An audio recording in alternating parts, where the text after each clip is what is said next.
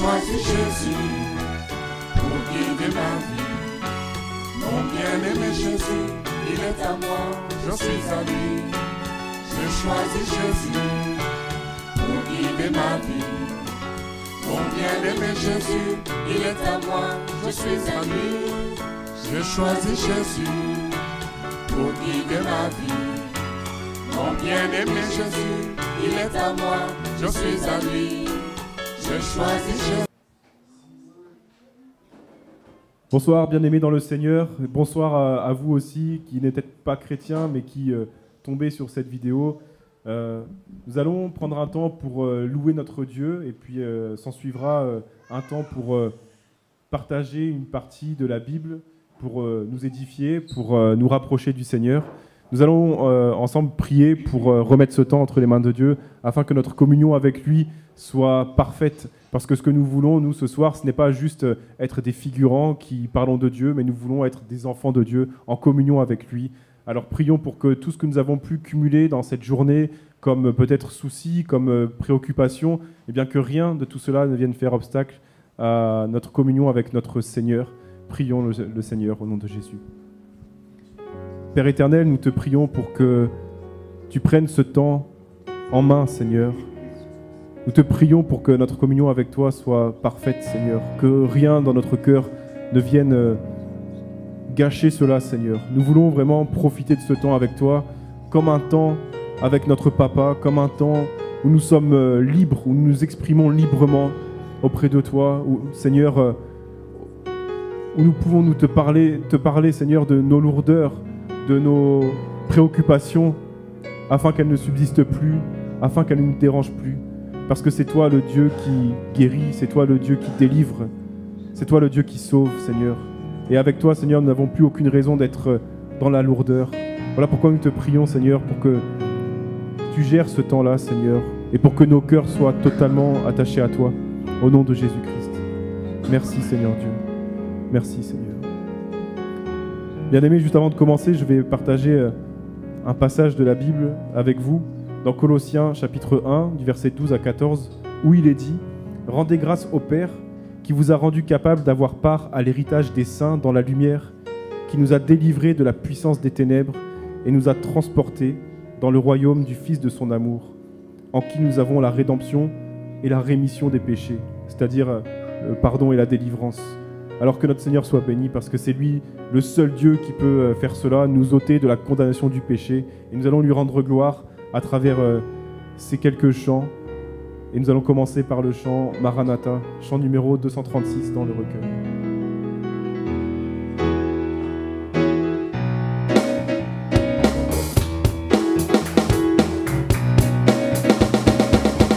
Je lève les yeux vers les montagnes.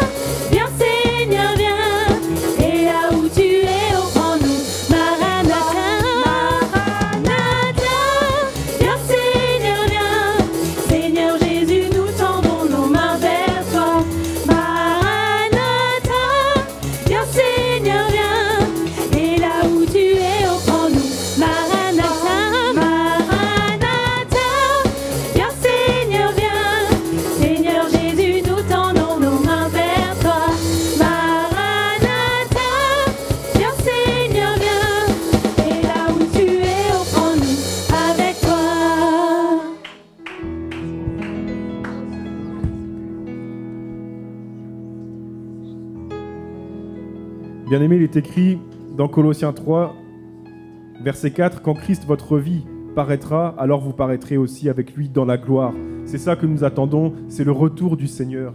Et nous réclamons qu'il vienne, parce que nous savons que lorsqu'il reviendra, nous connaîtrons la gloire. Peut-être que notre vie dans ce monde est un peu compliquée, mais il y a une gloire à venir. Comme il est dit aussi un peu plus tôt dans la Bible, l'humilité précède la gloire. Tâchons de vivre humblement dans l'attente, humblement en relation avec notre Dieu, dans l'attachement avec notre Dieu, prêt à lui soumettre tous les aspects de notre vie, pour que lui soit celui qui contrôle tout et qui dirige tout, afin qu'il nous préserve dans cette attente justement de son retour, qu'il nous préserve du péché, qu'il nous préserve de toute chute. Au nom de Jésus. Seigneur, nous te prions pour que tu nous aides, Seigneur, chaque jour à demeurer attaché à toi, à attendre ton retour, Seigneur, patiemment, Seigneur. À attendre, Seigneur, sans regarder à droite, sans regarder à gauche, mais à attendre dans l'espérance du salut, Seigneur, que tu nous as donné. Aide-nous, Seigneur, à être sages, Seigneur, et à ne pas nous décourager si nous trouvons le temps long, à ne pas nous décourager si nous voyons que les choses s'empirent, que le péché croît dans ce monde. Seigneur, nous croyons en tes promesses, Père éternel, et nous croyons en ton retour proche, Seigneur. Garde-nous, Seigneur, dans la foi. Au nom de Jésus-Christ. Merci, Seigneur. Nous allons prendre le chant « Je donne gloire », chant numéro 159. Je donne gloire, gloire,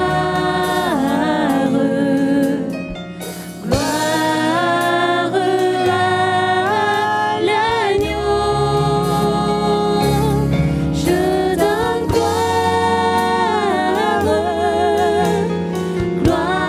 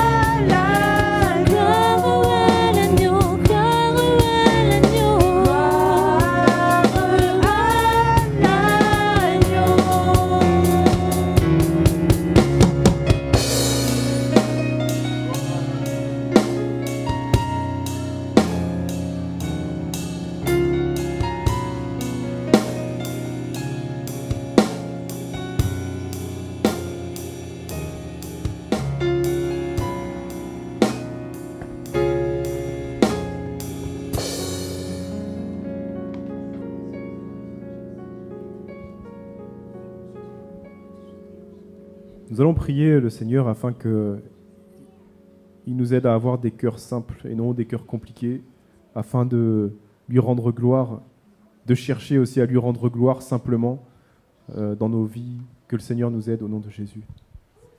Éternel Dieu, nous venons te prier, Seigneur, parce que tu sais, Seigneur, que très souvent nous nous compliquons la vie, Seigneur. Très souvent nous compliquons même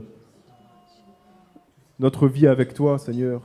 Très souvent, nous, au lieu d'avoir foi, au lieu de croire simplement, nous cherchons des voies détournées, Seigneur. Et nous te prions, Seigneur, parce que nous savons que tu ne cherches pas des gens compliqués, Seigneur, mais des personnes qui croient simplement, des personnes qui te font confiance, des personnes qui croient que tu guéris, des personnes qui croient que tu pardonnes simplement, parce que tu as donné ta vie pour cela.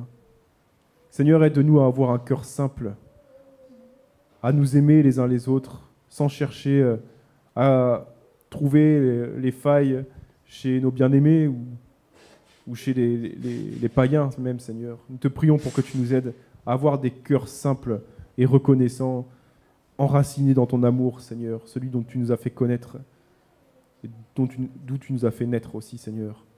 Nous te bénissons, Seigneur Jésus. Nous avons besoin de toi, Seigneur. Amen.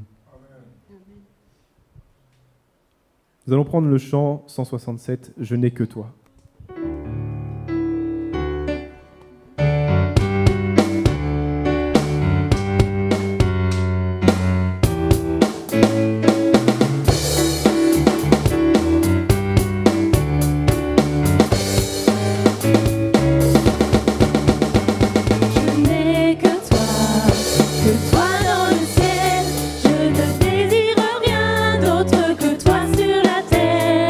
Si je suis fait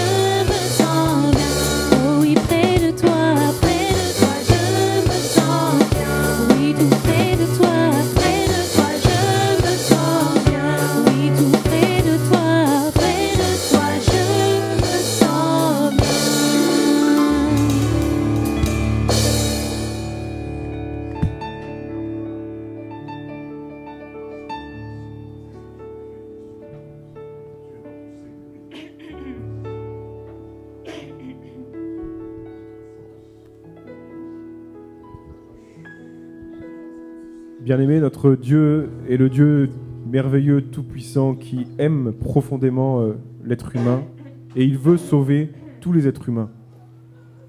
C'est pourquoi il nous fait connaître son plan de salut dans sa parole, mais beaucoup d'humains refusent encore de lire sa parole, ou voire même d'y croire.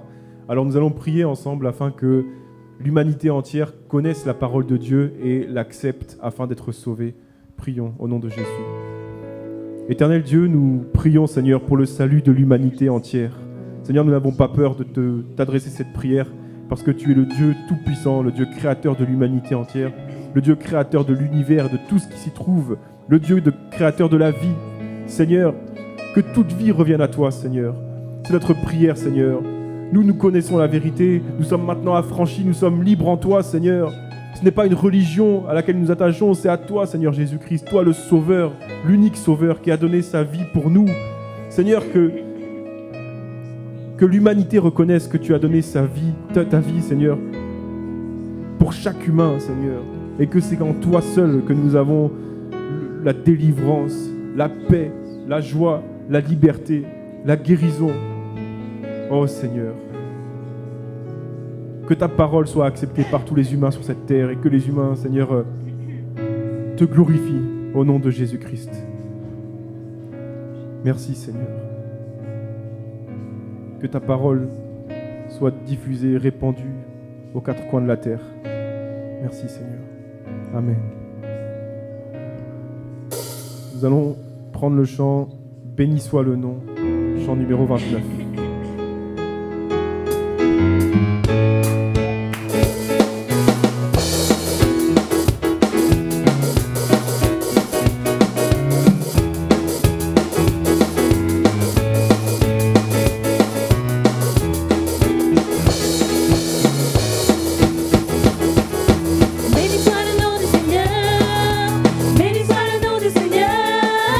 Béni soit le nom du Seigneur, le Très-Haut.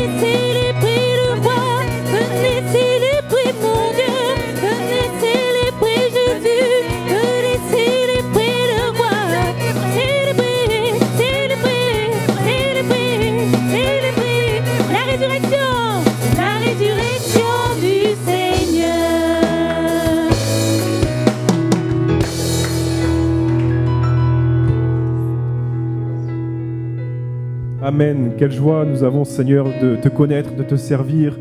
Quelle joie nous avons, Seigneur, de te célébrer en paix, en liberté, Seigneur. Il n'y a plus rien, Seigneur, qui peut nous empêcher de te célébrer, nous empêcher de t'aimer, nous empêcher de nous attacher à toi, de te confier nos vies entièrement, Seigneur, parce qu'en toi seul, nous avons tout ce dont nous avons besoin. Nous avons toute la nourriture spirituelle, nous avons tout le confort matériel, nous avons toute la sécurité avec toi, Seigneur. Sois béni au siècle des siècles. Amen.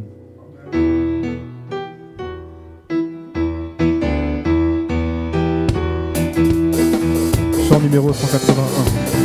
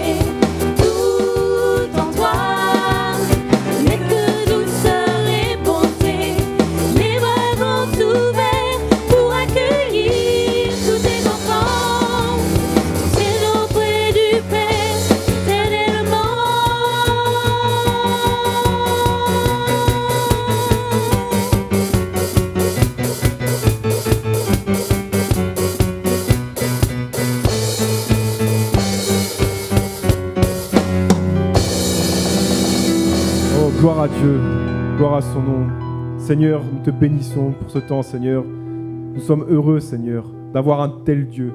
Sois béni, Seigneur, et glorifié pour tous les siècles. Nous te remettons ce temps d'étude biblique, Seigneur, et nous te prions pour que tu parles à nos cœurs et que tu nous aides à être transformés en des témoins fidèles, en des disciples qui vont donner leur vie pour sauver les autres, Seigneur. Merci d'ouvrir nos cœurs à ta parole et de bénir notre bien-aimé qui va apporter cette parole, qu'il soit rempli de ton esprit, Seigneur, et qu'il annonce ta parole avec autorité. Au nom de Jésus. Amen.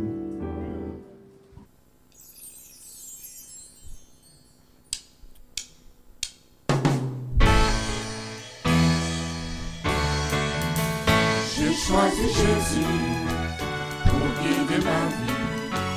Mon bien-aimé Jésus, il est à moi, je suis à lui. J'ai choisi Jésus pour guider ma vie. Mon bien-aimé Jésus, il est à moi, je suis à lui. J'ai choisi Jésus pour guider ma vie. Mon bien-aimé Jésus, il est à moi, je suis à lui. J'ai choisi Jésus pour guider ma vie. Gloire à Dieu. Nous continuons notre série Béréen l'explorateur en utilisant le livre de Proverbes, Proverbes de Salomon, qui a reçu une grande sagesse de la part de Dieu. Et lorsque nous lisons ce livre, nous nous rendons compte du fait que c'est un don qui est venu de Dieu, puisque dans un seul chapitre, nous pouvons trouver beaucoup de conseils précieux. C'est ce qui va être encore le cas aujourd'hui avec le chapitre 16 et 17. Mais toutefois, le chapitre 16 est consacré à démontrer également la souveraineté, la maîtrise totale de tout de Dieu. Donc, quand nous allons lire le chapitre 16, nous allons voir cela, que Dieu est souverain, c'est-à-dire qu'il n'a de compte à rendre à personne, et il est le chef de tout.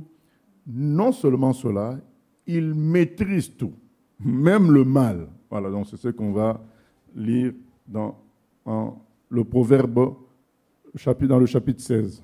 Nous commençons donc Proverbe 16. Les projets que forme le cœur dépendent de l'homme, mais la réponse que donne la bouche vient de l'Éternel. Toutes les voies de l'homme sont pures à ses yeux, mais celui qui pèse les esprits, c'est l'Éternel. Recommande à l'Éternel tes œuvres, et tes projets réussiront. L'Éternel a tout fait pour un but, même le méchant pour le jour du malheur. Tout cœur hautain est en abomination à l'Éternel. Certes, il ne restera pas impuni. Par la bonté et la fidélité, on expie l'iniquité. Et par la crainte de l'Éternel, on se détourne du mal. Voilà, donc déjà, en cette première partie, nous voyons ce qui concerne la grandeur, la souveraineté et la maîtrise de Dieu surtout, le contrôle de Dieu surtout, car il est dit, les projets que forme le cœur dépendent de l'homme, mais la réponse que donne la bouche vient de l'Éternel. Finalement, même quand l'homme fait des projets, c'est Dieu qui réalise ce que lui il veut. Et nous pourrions avoir l'impression que nous avions décidé quelque chose et que ça s'est accompli. Nous nous disons, c'est nous qui avons fait les choses, mais ce verset nous dit, non, mais c'est l'Éternel qui a la réponse, malgré tout, malgré le fait que le projet vient de l'homme, même quand il est président. Le Proverbe 16 va nous amener à la tranquillité de savoir que même quand le méchant prospère, ce n'est pas par la force du méchant, c'est en réalité Dieu qui laisse faire. Donc le méchant n'est pas si puissant qu'on le penserait. Voilà, c'est extraordinaire. Il dit, c'est finalement lui qui décide. Même si nous avons l'impression qu'il y a eu tout un complot et puis ça a marché, mais ce verset nous dit, non, mais c'est quand même Dieu qui décide, c'est en réalité lui qui décide. Parce que nous ne nous rendons pas compte du nombre de complots aussi qui n'ont pas marché. Hein. Il y a beaucoup de complots qui n'ont pas marché.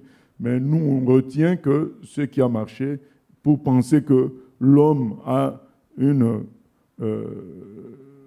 force personnelle pour réaliser les choses. Ce n'est qu'une impression.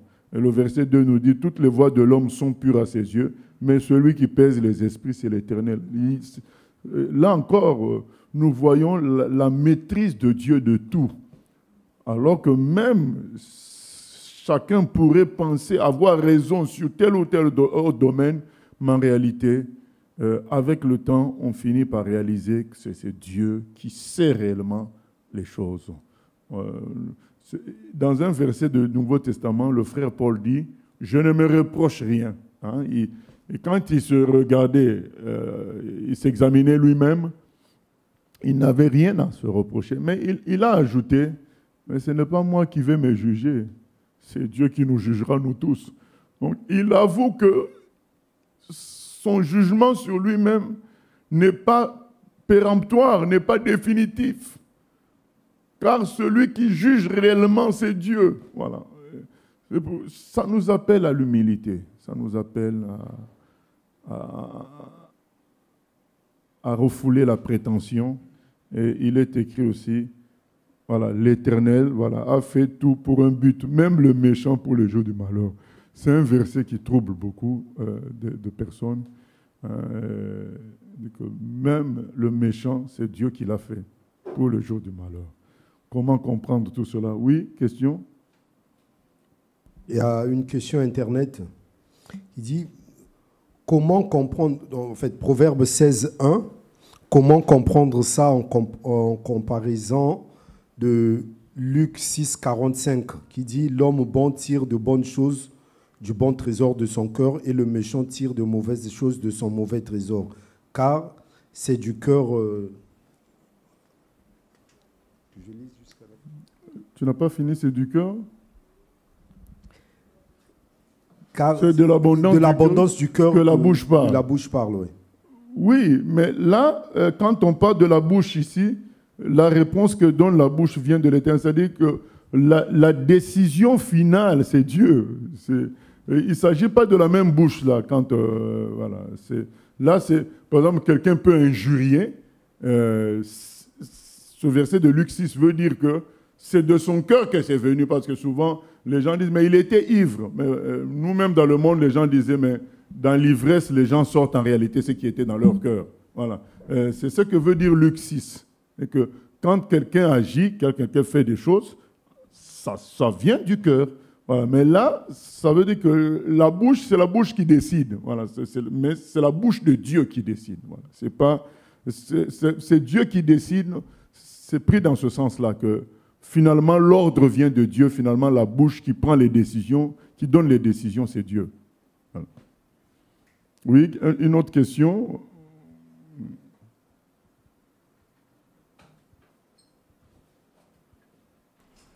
Moi, je voulais rebondir sur le verset 4 du chapitre 6 qui dit même le méchant, l'Éternel l'a fait pour le jour... du chapitre 16. Oui. Le faire, ça sous-entend que il ne choisit pas. Selon ma conception à moi, l'Éternel nous a fait libres. On a le choix entre le bien et le mal. C'est-à-dire, en prenant nos décisions, on prend la décision selon l'esprit pour ceux qui sont enfants de Dieu, de faire tout ce qui est juste, puisqu'on est esclave de la justice. Et celui qui est sous la domination du monde, il prend les décisions selon la chair qui conduit à l'iniquité et tout le reste. Mais quand on dit même le méchant, l'Éternel l'a fait, c'est comme si il n'a pas eu le choix qui s'offre à tout le monde de prendre la décision. Il est créé en tant qu'enfant, il a déjà la notion de prédestiné qui est déjà derrière tout ça, dans le sens où, quelles que soient les bonnes décisions qu'il va prendre, au final, il finira en enfer parce qu'à la fin, il a cette nature pécheresse en lui qui l'oblige à ne pas se convertir et finir en enfer. Ça fait que... ça donne l'impression que Dieu a créé certaines personnes pour être méchants, pour faire du mal. Oui. Voilà. Je dis bien, ça donne cette impression. Mais nous devons prendre la parole dans sa totalité. Donc, Dieu est amour. Toutes ses décisions sont bonnes. Puisqu'il est amour, il ne peut vouloir faire que le bien. Maintenant, quand le méchant est en train de tuer, de frapper, qui le soutient dans ça? C'est quand même Dieu. Puisque l'énergie qui fait agir ce méchant-là, que utilise ce méchant, le souffle, la respiration, c'est Dieu qui donne. Sans Dieu, on ne peut pas voir ça. Donc c'est dans ce sens-là que c'est dit qu'il fait le méchant pour le jour du malheur. Non pas qu'il conçoive du mal, lui, Dieu, mais c'est... Justement, je me préparais à ça, à parler de ça, et c'est dans sa nature de tout connaître et de tout utiliser pour ses objectifs à lui, qui en totalité sont bons.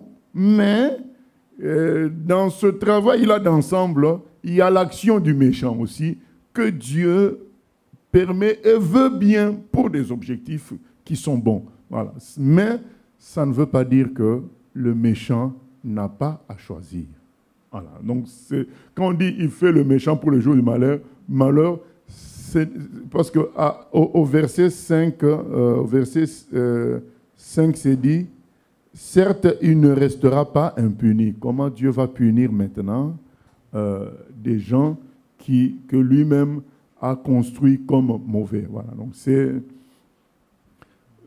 je ne peux pas apporter une réponse claire à tout cela. Moi, je veux tout simplement nous dire que nous devons prendre toute la Bible.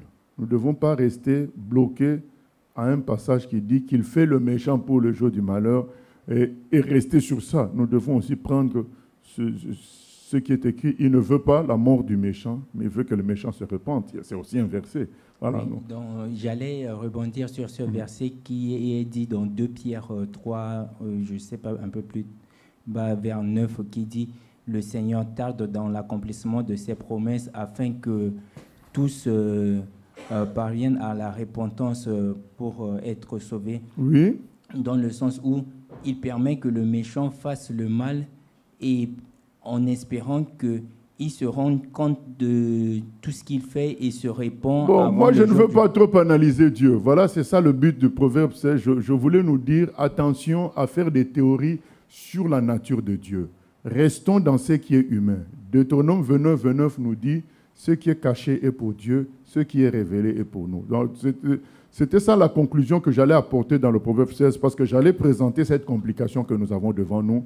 C'est que l'impression qu'on tire, ça va continuer dans la lecture du proverbe 16, l'impression qu'on tire de cela, c'est que c'est Dieu qui pilote tout, qui fait tout.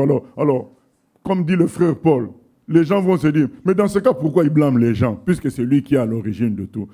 Non, en réalité, les gens ont leur part. Mais si on reste bloqué par un verset, on ne va pas tout comprendre. Et il faudrait éviter de chercher à saisir Dieu. Dieu est insaisissable. Retirons ce qu'on peut retirer. Pour moi, ce que je retire de tout ça, c'est que Dieu maîtrise tout. C'est ce que j'ai mis en titre.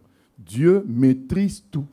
Voilà. Maintenant, quand il dit qu'il fait le méchant pour le jour du malheur, ce mécanisme-là m'échappe. Ce que je peux savoir de sûr, c'est que l'énergie du méchant, ce n'est pas l'énergie que le méchant a créée, c'est une énergie dont Dieu est à l'origine. Voilà. L'énergie, pas son mal, mais l'énergie qu'il utilise pour faire le mal, c'est une énergie que Dieu lui a donnée. Maintenant, dans tout cela, la Bible est claire, Dieu est amour, ses objectifs sont le salut et la joie pour tous. Et nous venons de lire qu'il fait le méchant pour le jour du malheur, mais c'était aussi écrit dans un autre verset qu'il ne veut pas la mort du méchant, il veut que le méchant se repente. Donc, penser que Dieu ait figé certaines personnes de sa propre volonté juste pour les faire souffrir, c'est faux. Donc je pense qu'il y a une complexité liée à la nature de Dieu et à sa souveraineté qui nous échappe. Nous pouvons, pour mon cas, pour ma part, et pour d'autres personnes, retirer de cela que Dieu est au contrôle. Donc même le mal est sous contrôle. Donc tout ça, ça reste quand même Dieu qui soutient tout cela, même le mal. Voilà, mais ça ne fait pas de lui quelqu'un qui veut que le mal soit. Mais il soutient tout cela. C'est ce qu'on peut retirer, puisque c'est qui fait le méchant pour le jour du malheur. Donc il soutient quand même ce méchant-là pour ce jour, pour l'amener au jour du malheur. Mais est-ce que ça fait de lui quelqu'un qui a bloqué certaines personnes? Non. Voilà, les gens, puisqu'il y a d'autres passages bibliques qui montrent que les gens sont libres aussi. Moi, je nous conseille de retirer ce que notre cerveau peut saisir et la complexité de la nature de Dieu lui laisser. Le malheur, c'est que beaucoup ont dressé des théories concernant la nature de Dieu. Ça a créé des troubles au milieu des chrétiens. Les calvinistes considèrent que tout est prédestiné, rien ne peut bouger. Parfois même, tu veux prier pour des gens pour leur conversion, ils vont te dire, ça ne sert à rien de prier, seuls les élus vont se convertir malgré tout. Voilà. Donc tout ça, c'est l'homme qui veut maîtriser, contrôler ce qui concerne la nature de Dieu. Ne nous préoccupons pas de ce qui concerne sa nature profonde. Préoccupons-nous de ce qui concerne sa nature qui a une implication sur le salut des humains. Voilà. Préoccupons-nous de son amour, de sa bonté, de sa droiture, mais la complexité de sa gestion de l'univers, laissons-lui cela. Voilà. C'est ça, quoi. De temps à autre, imitons nos grands frères. De temps à autre, que ce soit Pierre, que ce soit Paul, ils ont parlé de ces sujets un peu complexes dont on parle aujourd'hui, mais ça fait 3 à 5% de leur prédication. Mais lorsque des mouvements en font la base de leur doctrine, ils créent des problèmes dans l'Église universelle, ils créent des problèmes chez les enfants de Dieu, ils créent des problèmes inutiles. Donc faisons de ça, là comme là nous n'avons pas échappé à ça, nous en parlons.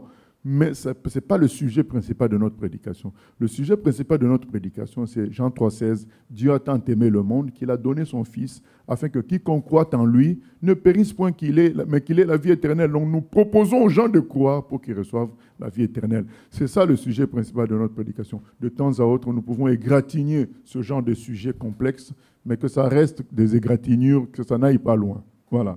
Nous continuons. Quand l'Éternel approuve les voies d'un homme, il dispose favorablement à son égard même ses ennemis. Voilà. Donc, quand Dieu approuve quelqu'un, même ses ennemis seront au travail pour lui. Tout ça est fort. Tout ça nous amène à quoi? À aimer les ennemis. Parce que quand Jésus dit « aimez vos ennemis », on se dit « mais quand même. » Mais quand on complète la phrase de Jésus avec ce qu'on vient de lire, c'est que les ennemis travaillent pour nous. On se dit « ah, mais donc Jésus a raison de nous dire d'aimer les ennemis, parce que dans tous les cas, dans leur méchanceté, c'est pour nous qu'ils œuvrent. » Nous, on va retenir « mais il m'a giflé, il m'a mal parlé, il a fait un coup. » Mais ce verset nous dit que tout ça contribue à notre bien. Il dispose favorablement, même nos ennemis.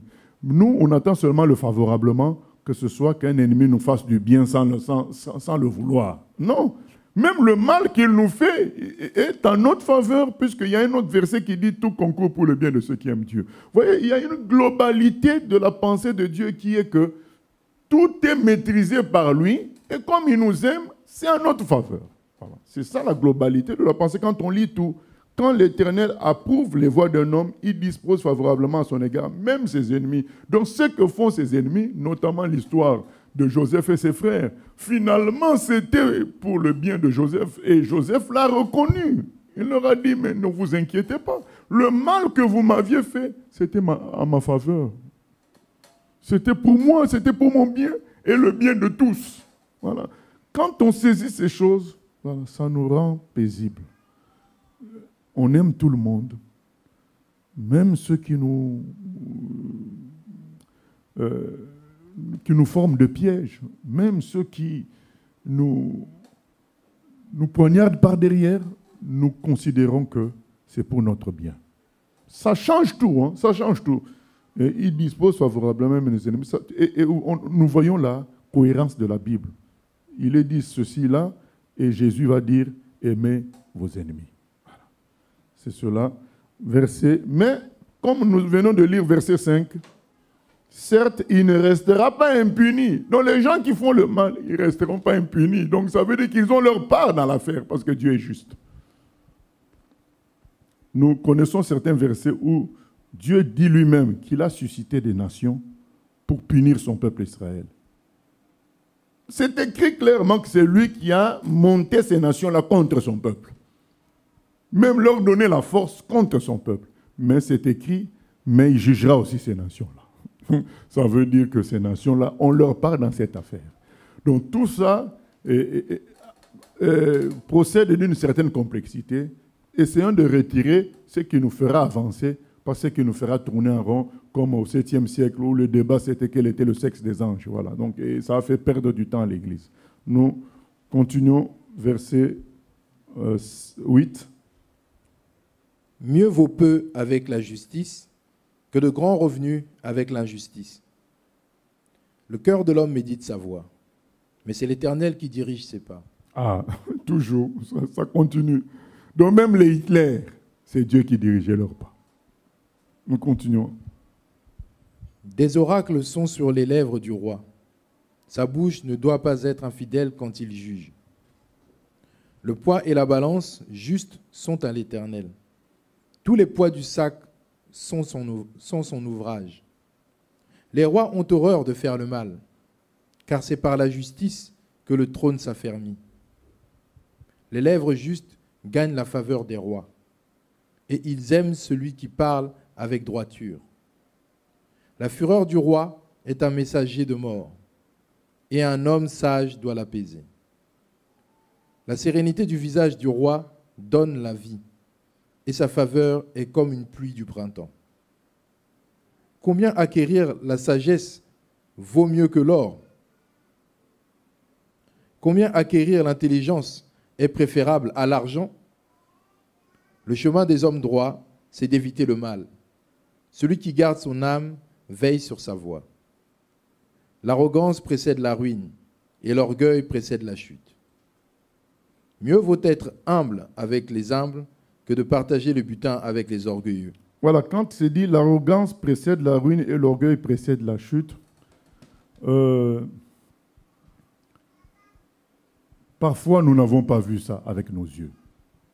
Nous avons vu des gens manifester, comme par exemple Macron, manifester une forte arrogance, mais gagner les élections après. Mais lorsque nous lisons ce passage, nous nous disons, mais ayant manifesté une telle arrogance, c'est maintenant la chute et nous nous attendons à ce qu'aux échéances prochaines, ou bien dans les mois à venir, la personne tombe brutalement. C'est regarder les choses que sous un angle. Vous savez, une courbe à la forme d'une bosse, ben, elle monte jusqu'à un sommet.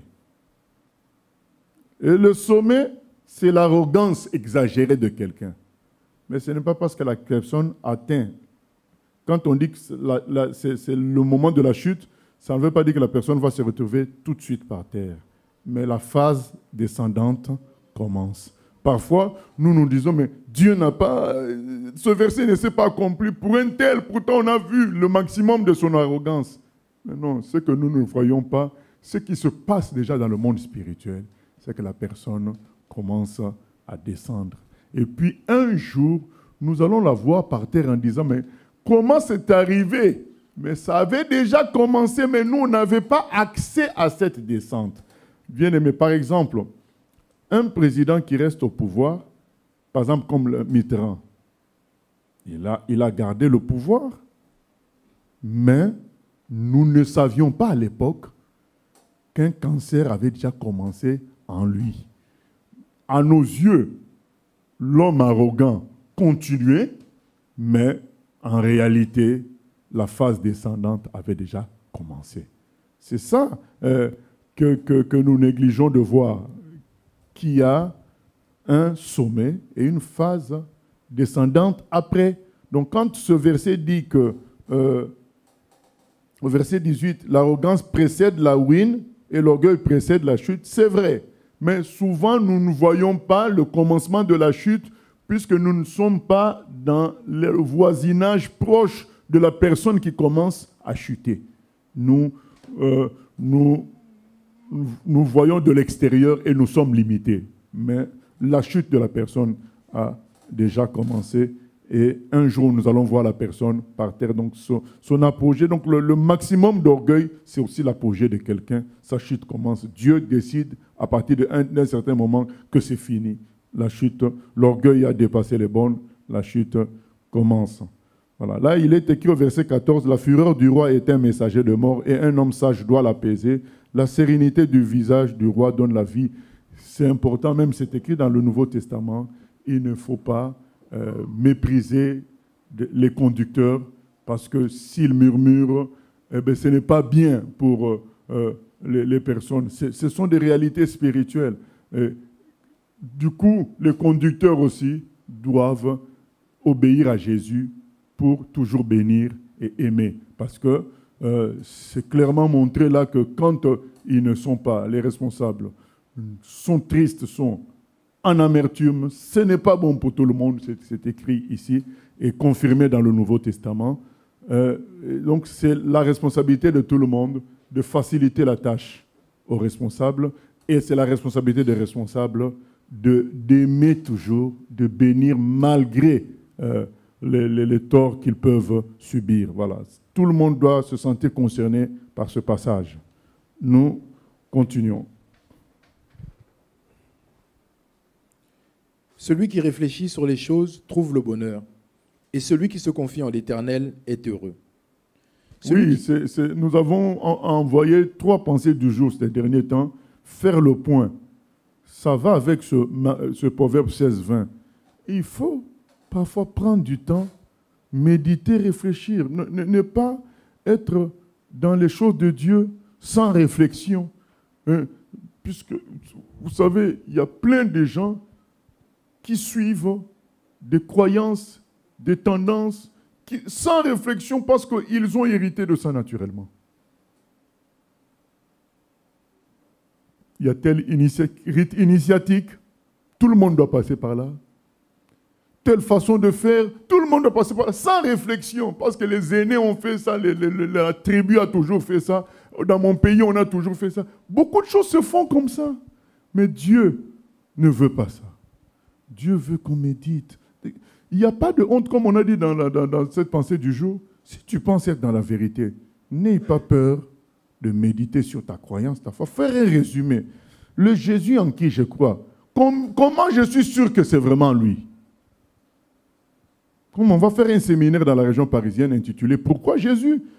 Il faut faire ce travail-là de te dire, puisque nous pouvons nous tromper, nous sommes des humains, il faut faire ce travail de dire, mais pourquoi je suis sûr que c'est Jésus seul qui sauve? Que tu recherches des éléments. Et là, quand tu sors de cette réflexion, tu es fort. Mais qu'est-ce que Jésus me promet? Parce que nous avons vu le garçon de Luc 15, le fils aîné. Il était chez son père.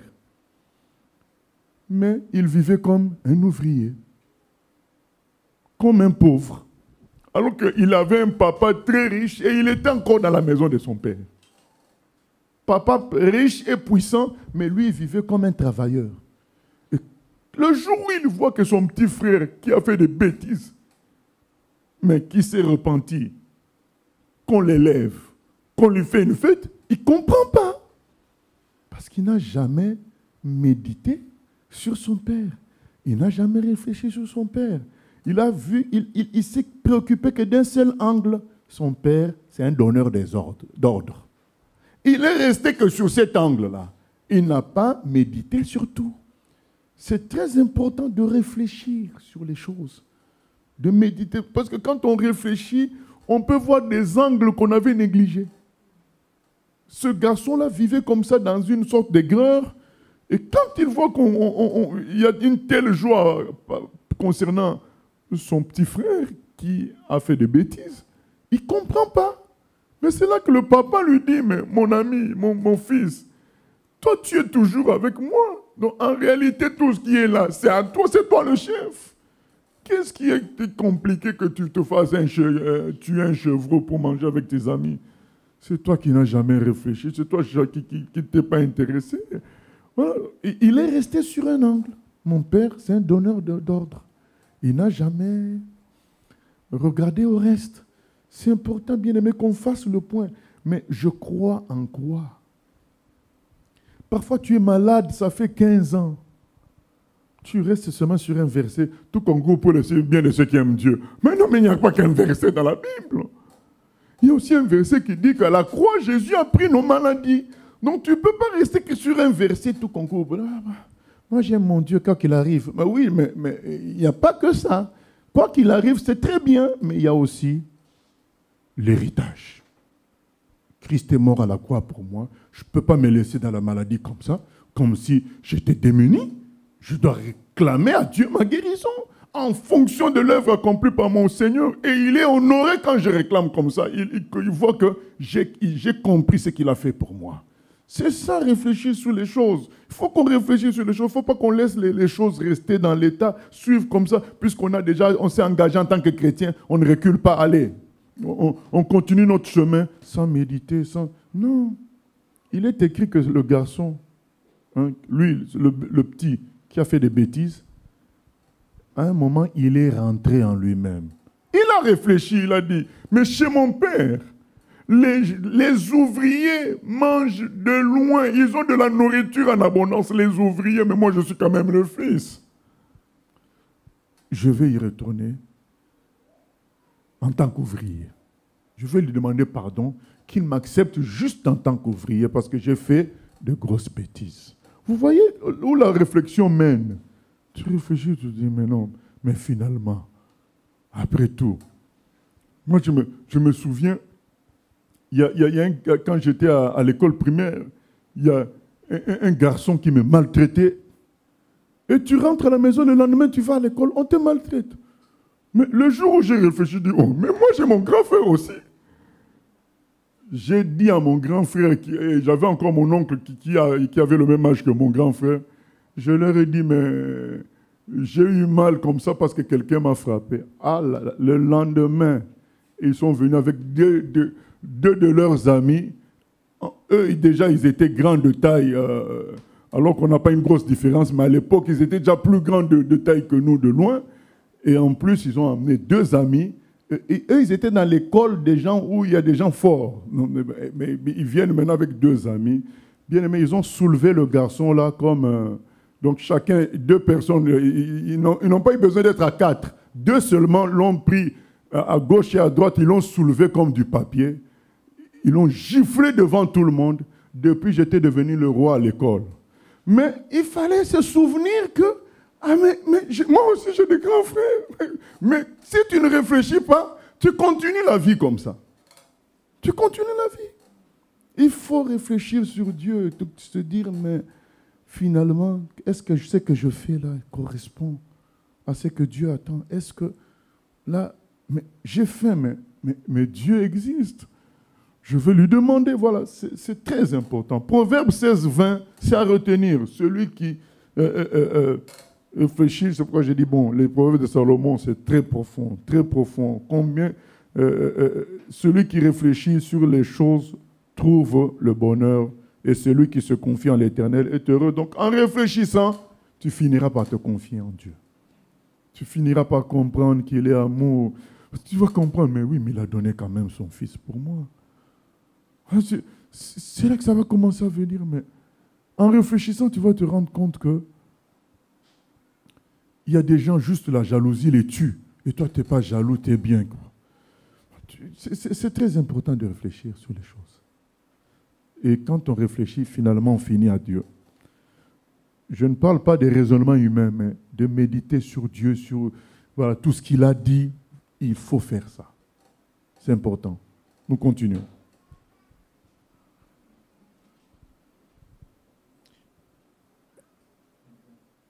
21. Celui qui est sage de cœur est appelé intelligent, et la douceur des lèvres augmente le savoir. La sagesse est une source de vie pour celui qui la possède, et le châtiment des insensés, c'est leur folie. Celui qui est sage de cœur manifeste la sagesse par sa bouche, et l'accroissement de son savoir paraît sur ses lèvres. Les paroles agréables sont un rayon de miel, douces pour l'âme et salutaires pour le corps. Telle voie paraît droite à un homme, mais son issue, c'est la voie de la mort. Celui qui travaille, travaille pour lui, car sa bouche l'y excite. L'homme pervers prépare le malheur, et il y a sur ses lèvres comme un feu ardent. L'homme pervers excite des querelles, et le rapporteur divise les amis. L'homme violent séduit son prochain, et le fait marcher dans une voie qui n'est pas bonne. Celui qui ferme les yeux pour se livrer à des pensées perverses, celui qui se mord les lèvres a déjà consommé le mal. Les cheveux blancs sont une couronne d'honneur. C'est dans le chemin de la justice qu'on la trouve. Celui qui est lent à la colère vaut mieux qu'un héros, et celui qui est maître de lui-même que celui qui prend des villes. On jette le sort dans le pan de la robe, mais toute décision vient de l'Éternel. Amen. Donc même les jets de 6 que les gens jouent, je ne sais pas comment on appelle ça ici, vous jetez un dé. C'est Dieu qui décide. Voilà, c'est extraordinaire. Et quand on dit que les cheveux blancs sont une couronne d'honneur, c'est dans le sens de la sagesse. Les cheveux blancs symbolisant la sagesse. Donc l'âge qui va en même temps que la sagesse. Mais lorsque l'âge ne va pas en même temps que la sagesse, c'est compliqué. Les gens qui sont âgés et qui ne sont pas sages, ils sont encore plus compliqués que les jeunes. Parce qu'ils sont vraiment en opposition avec le cours normal des choses. Là, les cheveux blancs devraient donner la sagesse par expérience. Maintenant, si cette expérience-là n'a pas produit ses fruits, alors ça va être un contraire très, très compliqué. C'est pourquoi je dis à tous ceux à nous tous, quand nous grandissons en âge, respectons cet âge-là par un comportement sage. Respectons nos propres cheveux blancs. Il ne faut pas que tu as des cheveux blancs, tu veux te comporter comme celui qui a des cheveux noirs. Voilà, c'est pas bon. Il faut que les cheveux blancs soient honorés. Quand tu es là, il y a apaisement, il y a construction. Pas que les cheveux noirs commencent encore à donner des conseils aux cheveux blancs. C'est une honte. Nous continuons, Proverbe 17. Mieux vaut un morceau de pain sec avec la paix qu'une maison pleine de viande avec des querelles. Effectivement, vous connaissez le scandale qu'il y a aujourd'hui de ce grand frère de Paul Pogba qui le vilipende sur le net. Et vous dites, mais c'est la folie, c'est la sorcellerie, mais ces gens-là ont de l'argent, ils sont riches, qu'est-ce qu'ils veulent encore aller se disputer comme ça pour de l'argent? Mais il est joueur professionnel et il veut embêter son frère parce qu'il est plus riche que lui. Mais vous vous dites, mais c'est de la folie. Il y a la viande, mais avec des querelles. Et maintenant, c'est dans les réseaux sociaux. C'est grave tout ça. La paix, vous savez, le bonheur vient du cœur. Ça ne vient pas de l'extérieur. Voilà, ça vient du cœur. Vous voyez des gens qui sont multimilliardaires, mais bon, qui ont besoin pour se sentir bien qu'on leur donne des coups de fouet. Oh, mais c'est quoi ça? Mais oui, mais c'est ça la réalité. Les démons. La vraie paix, le cœur, c'est ce qui donne le bonheur. Vous connaissez la publicité de Vegas, non? Quelqu'un, il achète une limousine de 8 mètres, son voisin jaloux, il achète de 10 mètres. L'autre achète encore de 15 mètres, son voisin achète de 20 mètres. Vous voyez. Donc, ils vont arriver à des limousines de 50 mètres. Tu ne pourras même plus conduire ça.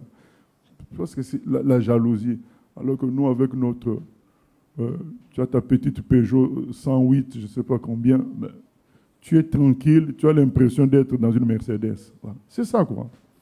Le bonheur, ça vient de la personne, ça ne vient jamais de l'extérieur, parce que les gens ont cet extérieur-là, ils continuent à être malheureux, à se créer des problèmes. Verset 2. Oui, question?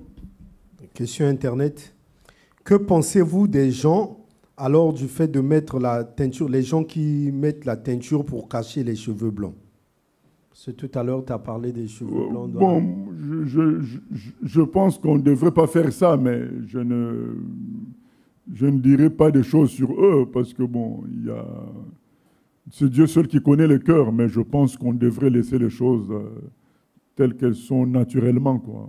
On ne doit pas forcer la jeunesse ou forcer, puisque, comme on vient de lire là, les cheveux blancs, c'est une couronne. Voilà. C'est ça, quoi. Et il y a même des modes, même qu'à un moment donné, les cheveux blancs, c'était la mode. Hein. Quelqu'un laissait une barbe blanche comme ça faisait de lui quelqu'un de beau, d'extraordinaire. Hein. Donc, l'extérieur, ce n'est pas important. Ce qui est important, c'est le cœur, quoi. Nous continuons, verset 2. Un serviteur prudent domine sur le fils qui fait honte, et il aura part à l'héritage au milieu des frères.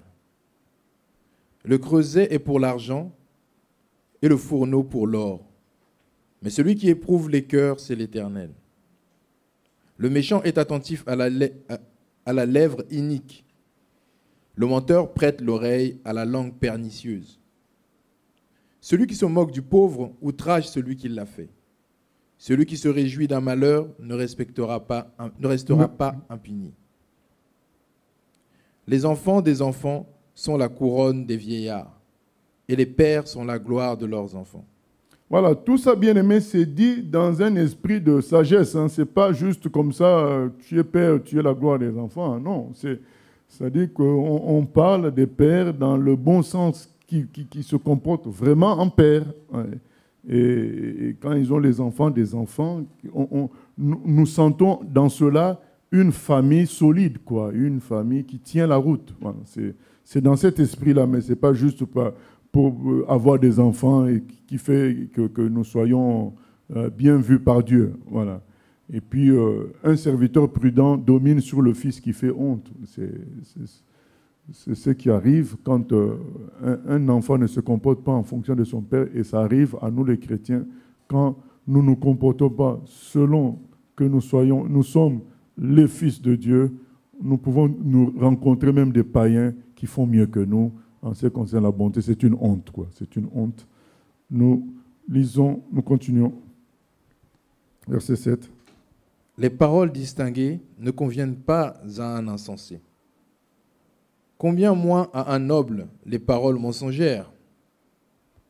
Une fois de plus, on risque de s'arrêter sur chaque verset. Mais quand quelqu'un, un grand voleur, un grand bandit, dit les choses sérieuses, ça étonne. Ça peut même faire du bien, mais je vous assure, ça ne change personne. Parce qu'au moment où les gens se sentent comme obligés de pratiquer ce que le voleur a dit, ils se souviennent, mais lui-même est voleur, donc on peut toujours être dans de belles paroles et voler. Donc, du coup, moi aussi, je reste dans le mal, tout en ayant gardé le fait que le grand voleur avait dit une parole sage. Ça, c'est des paroles en l'air. C'est pourquoi vaut mieux même se taire. Quand on sait qu'on est voleur, on n'est pas correct, vaut mieux même pas dire des choses sensées, parce qu'on déprécie ça. Parce que les gens qui vont entendre vont dire c'est bien, mais au moment d'agir, ils vont se souvenir de la bouche qui avait dit ces choses-là, et vont négliger maintenant cette parole-là. C'est pas bon. C'est pareil, quand quelqu'un est sérieux, qui dit n'importe quoi, il détruit 20 à 30 ans de travail d'être sérieux à cause des paroles insensées. C'est pas bon. Donc quand nous savons que nous sommes sérieux, soyons sérieux dans notre discours aussi. Parce que le discours peut faire que les gens déconsidèrent tout ce qu'on est et tout ce qu'on a été, quoi. C'est pas bon. Les paroles sont importantes. D'ailleurs, dans Matthieu 12, 36, je crois, c'est dit que les gens seront jugés par rapport à leurs paroles, à tout ce qu'ils disent. Verset 8. Les présents sont une pierre précieuse aux yeux de qui on reçoit. De quelque côté qu'ils se tournent, ils ont du succès. Celui qui couvre une faute cherche l'amour, et celui qui la rappelle dans ses discours divise les amis. Voilà, ça c'est un verset que nous avons l'habitude de citer dans les enseignements de base pour dire que lorsque nous avons pardonné à quelqu'un, nous devons aller de l'avant. Nous ne pouvons pas avoir pardonné et continuer à ressasser les choses qui se sont déroulées. Ce n'est pas normal. Celui qui rappelle, il faut lui diviser les amis. Et parfois, se rappeler seulement dans son cœur, ça va créer des troubles. Aujourd'hui, pourquoi certaines femmes violées finissent par devenir des prostituées? Parce qu'à force de se rappeler le viol qui a été quelque chose de destructeur, ben, elles ouvrent des portes à des esprits qui vont les détruire. Ce rappel-là, ça divise, ça détruit. Lorsqu'on a subi quelque chose de grave, on est en Christ, les choses anciennes sont passées, allons de l'avant. Ça ne veut pas dire qu'on a minimisé la chose, mais on a saisi la gloire. C'est ça, quoi. Ça valorise aussi l'œuvre de Christ à la croix. Mais lorsque on continue à penser, mais il m'a fait ceci, elle m'a fait cela, même soi-même, ça nous détruit, ça ouvre les portes à des esprits, ce qui fait que quelqu'un qui a subi quelque chose finira par faire la même chose. Comment expliquer ça? Les gens qui ont été violés finissent par violer, les gens qui ont subi la maltraitance finissent par maltraiter aussi leurs enfants, et ainsi de suite, parce qu'ils n'ont pas voulu aller de l'avant. Travaille toujours de rappeler les fautes passées, eh bien, tu ouvres des portes aux mêmes esprits dans ta vie. Bien-aimés, tournons-nous vers l'avenir avec Christ. Verset 10. Une réprimande fait plus d'impression sur l'homme intelligent que 100 coups sur l'insensé.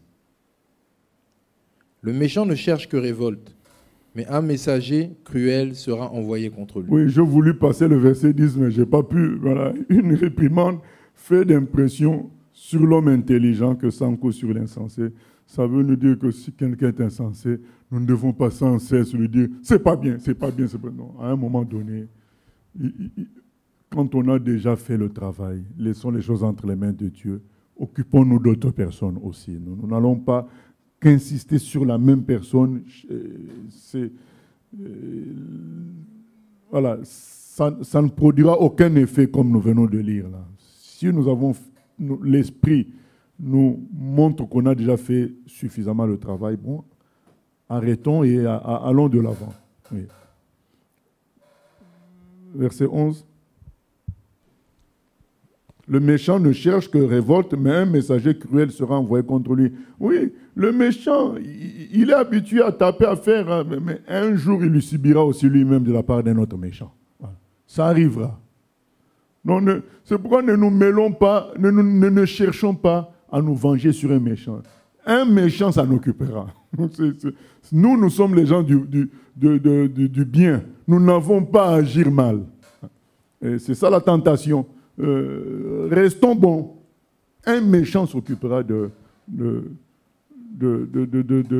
nous venger d'une manière ou d'une autre, enfin, de faire, de rendre la pareille à cette personne-là. Et vous savez, David, quand il pouvait tuer Saül et qu'il ne l'a pas fait, il a dit à Saül, « Je ne l'ai pas fait. » J'aime beaucoup cette phrase-là. La méchanceté revient au méchant. Voilà. Je ne suis pas méchant. Je ne peux pas faire un acte méchant. Il dit, je n'ai pas tué puisque je ne suis pas méchant. Je ne veux pas devenir méchant parce que toi tu es méchant envers moi. Voilà. La méchanceté appartient aux méchants. Et beaucoup de chrétiens ne comprennent pas ça. Ils deviennent méchants par la méchanceté des autres. Non, la méchanceté est aux méchants. Quoi qu'on nous fasse, restons bons. C'est ça notre couronne. Oui, question. Question Internet. Pouvez-vous expliquer le verset 8 du chapitre 17 ? Les présents sont une pierre précieuse aux yeux de qui en reçoit. Où qu'il se tourne, il a du succès. Non, de quelque côté qu'ils se tournent, ils ont du succès. Les présents, hein? Oui, oui. Voilà, ils ont du succès. Voilà, et c'est pour dire que les cadeaux séduisent fortement. Voilà. Les cadeaux, ça séduit fortement. Beaucoup de gens ont les fait taire juste par un cadeau. Hein. Ils voulaient parler. On vous a livré quelque chose chez vous, vous n'étiez pas là. La personne se tait directement. Tu deviens ministre, tu parlais quand tu étais dans l'opposition. Dès que tu prends le ministère de télécommunications, eh bien, les Américains que tu critiquais là, quand tu étais dans l'opposition, ces Américains-là, ils passent par ta femme pour te dire, bon, non, on avait une maison qui traînait, que ça ne servait à rien, mais nous pensons que ça sera bien pour votre famille, vous avez quand même 4 enfants. Donc, recevez ça comme un cadeau de bienvenue au ministère. C'est fini. Le lendemain, vous voyez le monsieur, il critiquait les Américains, il signe le dossier, je vends telle chose de la France aux Américains. Les cadeaux ont une grande puissance. Nous continuons. Rencontre une ours privée de ses petits, plutôt qu'un insensé pendant sa folie. De celui qui rend le mal pour le bien, le mal ne quittera point la maison. Voilà. Le mal produira le mal. Je crois qu'on a déjà fait une pensée du jour là-dessus. Il ne faut pas rêver. Il ne faut pas rêver. Le mal produira le mal. Dieu seul est capable de transformer le mal en bien. Mais le mal en lui-même ne produira que le mal. On récolte ce qu'on sème.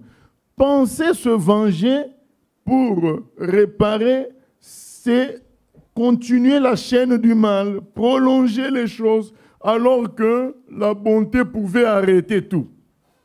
L'amour pouvait tout arrêter, mais vouloir se venger, eh bien, ça ouvre les portes à d'autres maux.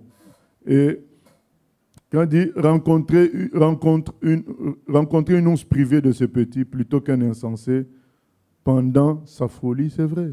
Parce que au moins l'ours, tu sais que tu peux fuir. Tu sais déjà que c'est dangereux, mais l'insensé peut te donner l'impression parfois d'être calme et faire une grosse bêtise d'une manière inattendue. C'est cela. Soyons prudents. Nous continuons. Verset 14.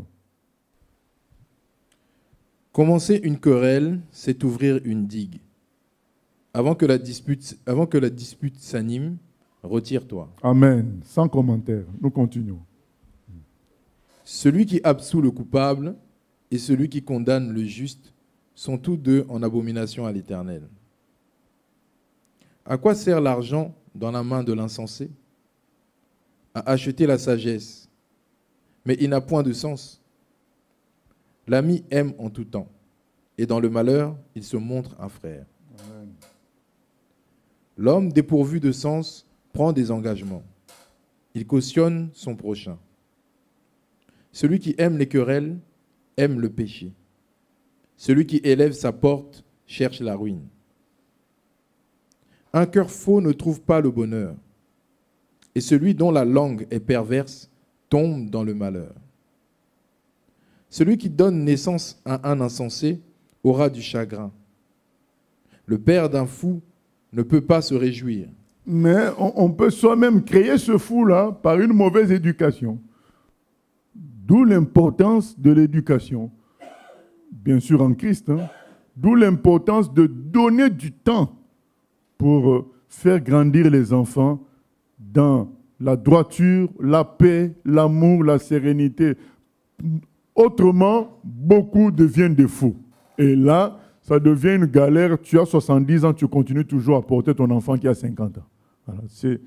Il faut donner du temps, construire les enfants pour que vraiment tu te reposes plus tard.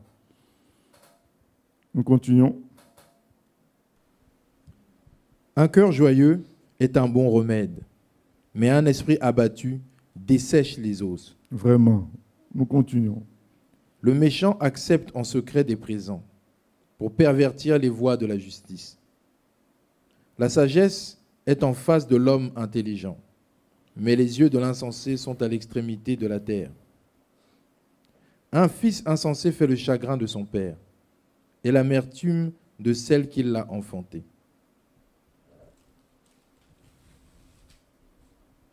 Il n'est pas bon de condamner le juste à une amende, ni de frapper les nobles à cause de leur droiture.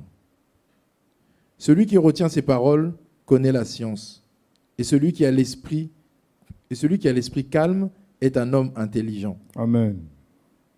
L'insensé même, quand il se tait, passe pour sage.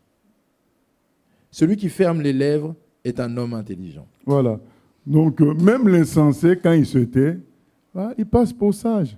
Et c'est ce qui peut arriver. Vous savez, parfois, en tant que pasteur, j'ai à réunir soit des couples, soit des gens qui sont en dispute, en conflit. Maintenant, au départ, par exemple, c'est la personne A qui a totalement raison en apparence, parce que les accusations qu'elle porte sur la personne B, ça peut être son mari, sa femme, ou bien voilà, quelqu'un d'autre, semblent certaines.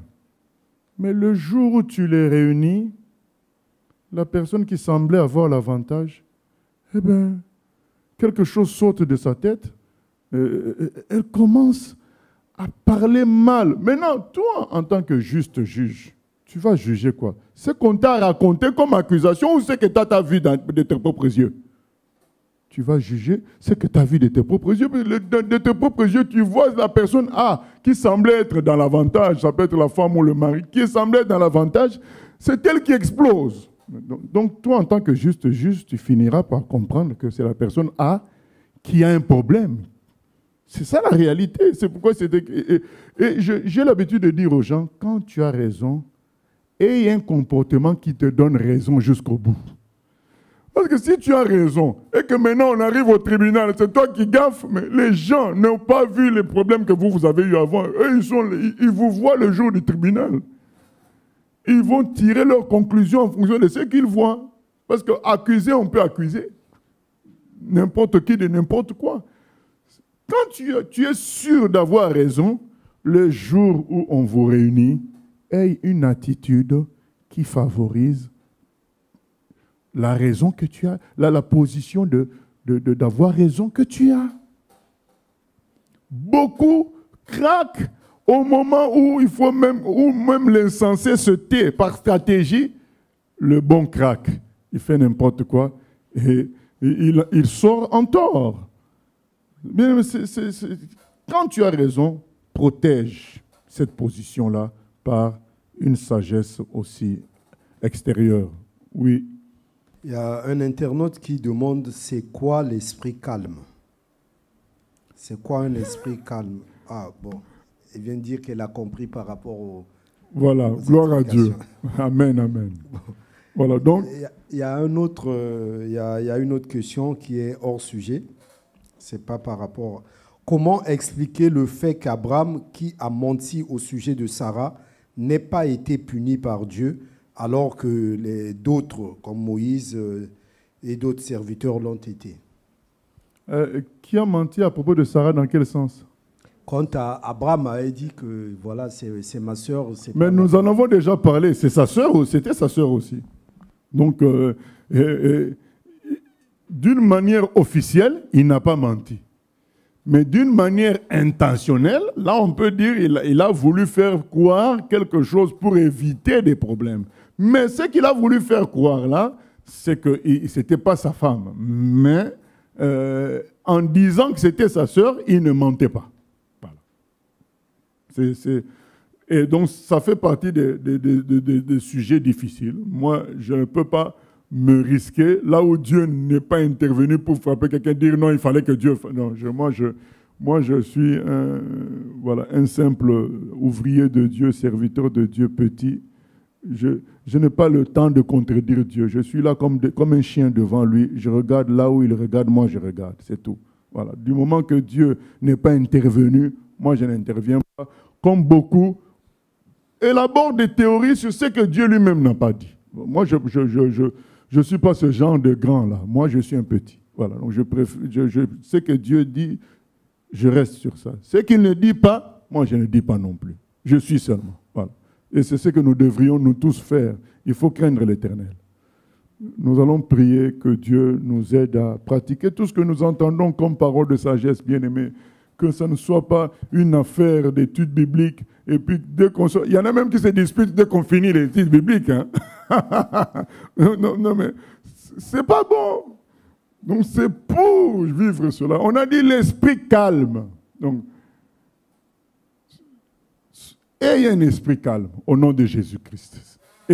Seigneur, nous prions que nous ayons un esprit calme, que tu nous donnes d'être en paix, de ne pas chercher à brutaliser, à vouloir avoir raison, à nous imposer, à trop parler. Au nom de Jésus, que toutes les leçons qui sont nombreuses et qui peuvent parfois échapper au cerveau soient gardées par notre esprit qui, lui, a des capacités illimitées pour nous les remettre au bon moment. Au nom de Jésus, aide-nous à pratiquer, Papa. À toi la gloire pour ces révélations qui éclairent les petits que nous sommes. Amen. Gloire à Dieu. Nous avons une émission le vendredi à 16h intitulée « La réalité de l'au-delà », c'est-à-dire la réalité de l'enfer et du paradis. Nous allons en parler vendredi à 16h. Ça fait partie, d'ailleurs l'émission s'intitule « Questions et réflexions », Proverbe 16-20. Il faut réfléchir sur ces choses. Vivre tout simplement comme ça, on est des chrétiens, il y a le ciel. Mais non, mais à un moment donné, il faut méditer qu'est-ce qu'il y a là-bas au ciel. Voilà. Est-ce que c'est une réalité? Qu'est-ce qui nous confirme cela? Voilà, c'est très important, ça fortifie la foi, ça assoit la foi et ça permet à certaines personnes aussi de venir à Dieu. Que Dieu nous bénisse. Amen.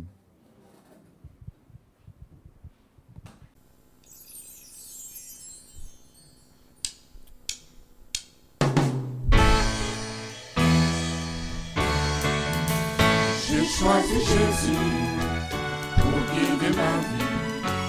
Mon bien-aimé Jésus, il est à moi, je suis à lui. J'ai choisi Jésus pour guider ma vie. Mon bien-aimé Jésus, il est à moi, je suis à lui. J'ai choisi Jésus pour guider ma vie. Mon bien-aimé Jésus,